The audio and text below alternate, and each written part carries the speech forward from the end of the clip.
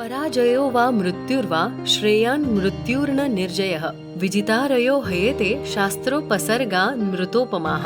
अर्थात जिसने अस्त्र डाल दिए हो, आत्मसमर्पण कर दिया, वे सभी शत्रु विजित ही है, वे मृत के समान ही है। अश्वत्थामा।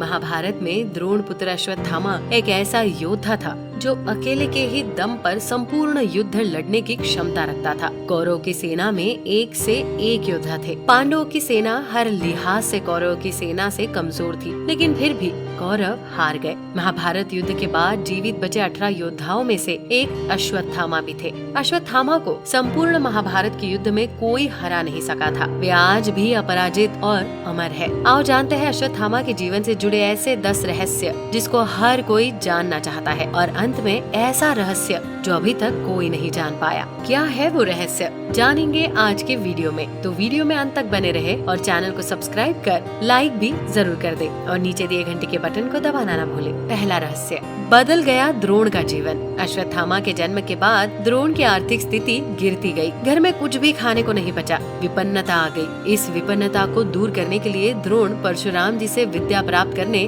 उनके आश्रम गए। द्रोण आश्रम से लौटे तो घर में गाय तक नहीं थी। अन्य ऋषि कुमारों को दूध पीते देख अश्वत्थामा दूध हेतु रोता था, और एक दिन द्रोण ने देखा कि ऋषि कुमार चावल के आटे का घोल बनाकर अश्वत्थामा को पिला चुके हैं और अबोध बालक मैंने दूध पी लिया ये कहते हुए आनंदित हो रहा है। ये देख द्रोण स्वयं को धिक्कार उठे। इससे ये सिद्ध होता है कि अश्वत्थामा ने अपना बचपन जैसे तैसे खा पी कर बिताया था। उनके लिए घर में पीने को दूध तक नहीं होता था, लेकिन जब वे अपने मित्रों के बीच रहते थे तो झूठ ही कहते थे कि मैंने दूध पी लिया। दूसरा रहस्य, पिता का अपमान। पिता ने जब बालक अश्वत्थामा की ये अवस्था देखी तो उन्होंने खुद को इसका दोषी माना और वे उसके लिए गाय की व्यवस्था हेतु स्थान स्थान पर घूमकर धर्म युक्त दान के लिए भटके, लेकिन उन्हें कोई भी गाय दान में नहीं मिली। अंत में उन्होंने सोचा कि क्यों न अपने बचपन के मित्र राजा द्रुपद के पास जाया जाए। वे अपने पुत्र अश्वत्थामा के साथ राजा द्रुपद के दरबार में जा पहुँचे। राजा द्रुपद की राजसभा में पिता की अवमानना बालक अश्वत्थामा ने देखी थी, और देखी होगी उनकी विवशता और क्रूर विडम्बना की। शस्त्र शास्त्र के ज्ञाता भी सत्तासीन मदमत्त व्यक्ति द्वारा अपमानित होते हैं। अश्वत्थामा के बाल मन पर उस वक्त क्या गुजरी होगी जब उनके पिता को वहाँ से धक्के मार कर निकाल दिया गया। तीसरा रहस्य, अश्वत्थामा बने शिक्षक और राजा।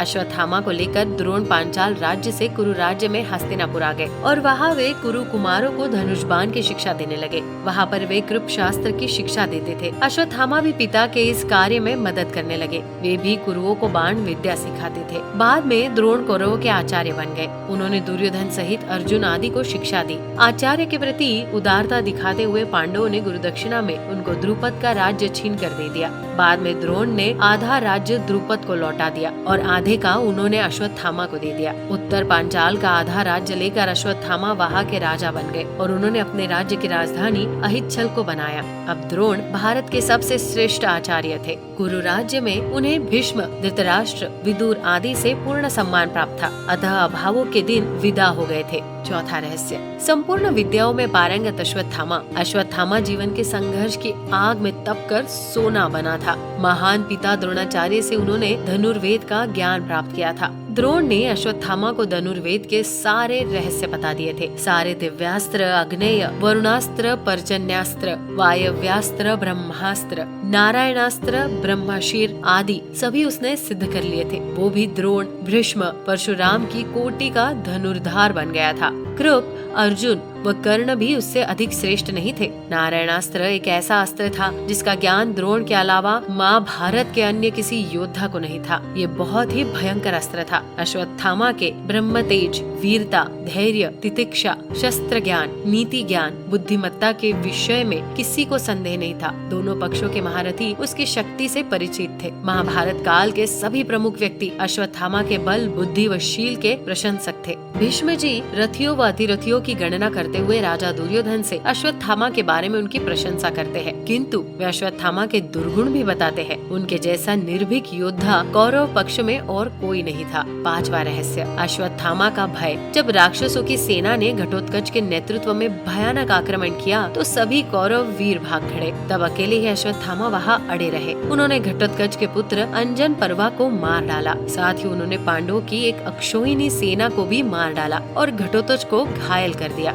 अश्वत्थामा कौरव सेना के प्रधान महारथी थे। कुरुराज ने अपने पक्ष की 11 अक्षोहिणी सेना को 11 महारथियों के सेनापतित्व में संगठित किया था, जो थे द्रोण, कृप, शल्य, जयद्रथ, सुदक्षिण, कृतवर्मा, अश्वत्थामा, कर्ण, भूरिश्रवा, शकुनी और बाहलिक। अतः अश्वत्थामा 11 सेनापतियों में एक प्रमुख स्थान रखता था। इधर युद्ध में अर्जुन, कृष्ण, युधिष्ठिर, भीम, नकुल, सहदेव, द्रुपद, धृष्टद्युम्न तथा घटोत्कच आदि लड़ रहे थे। उनके रहते हुए भी उनके देखते ही देखते अश्वत्थामा ने द्रुपद, सुत, सुरत और शत्रुंजय, कुंती भोज के 90 पुत्रों तथा बलानिक, शतानिक, जयाश्व, श्रुताय, हेममाली, वृषध्र तथा चंद्रसेन जैसे वीरों को रण में मार डाला और युधिष्ठिर की सेना को भगा दिया था। अश्वत्थामा द्वारा किए जा रहे इस विध्वंस को देखते हुए पांडव पक्ष में भय और आतंक व्याप्त हो गया था। अब अश्वत्थामा को रोका जाना बहुत जरूरी हो गया था। सभी इस पर विचार करने लगे थे, अन्यथा अगले दिन हार निश्चित थी।